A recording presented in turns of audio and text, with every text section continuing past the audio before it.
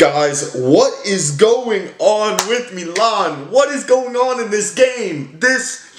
I don't know how Milan found their way to win against Bologna. That was arguably the most atrocious display. 3 red cards in a game.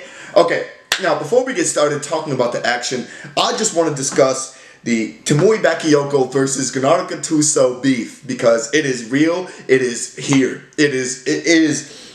It is so sad to watch, because Bakayoko has been such a consistent performer all season. He has been such a staple for this Milan midfield, and especially when they were having all of this success at the beginning of the year, at the turn of the year.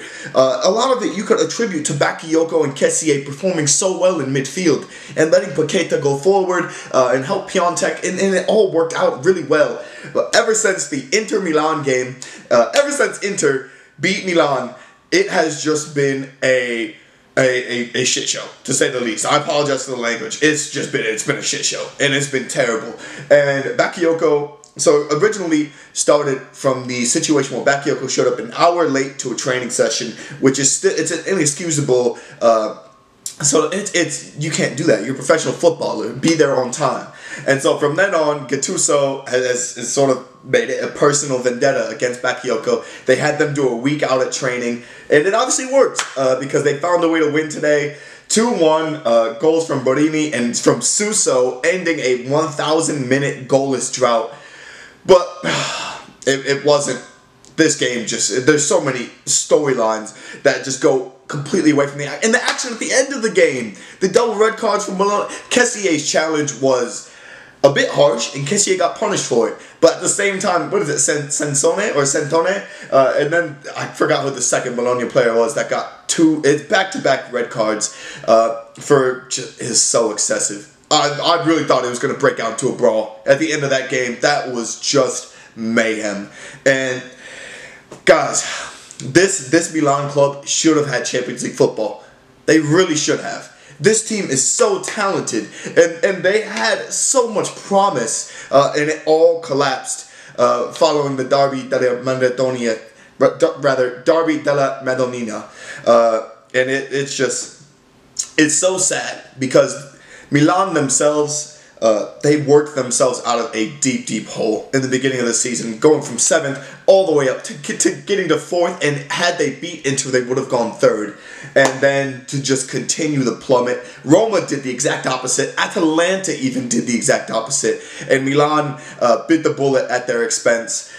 I'm happy that Milan can get a win. There's pretty much no chance ending up in the top 4. Atalanta have a good cushion, even on Roma in itself. So maybe you won't even get Europa League. I don't know who's going to end up the manager.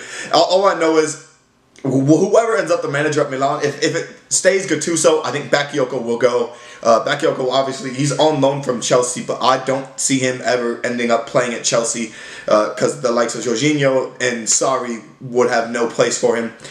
So he probably will go out on loan again somewhere. He could end up at Inter next year. He really could end up at Inter. Or he could end up at any other Serie A side, because he was fantastic in Serie A this year. Any side would be so lucky to have him. And the fact that him and Gattuso have come to this point in their relationship where Bakayoko was literally telling him, F you out. And it was all for an early substitution with Biglia. Guys, I'm a huge Bakayoko fan, and I'm a huge Gattuso fan. But this relationship and Gattuso's managing of Milan, they've just come to a spearhead. And I think Gattuso has to go, and maybe Bakayoko as well. Maybe Bakayoko has to go as well. Milan need a reset button. They need a restart.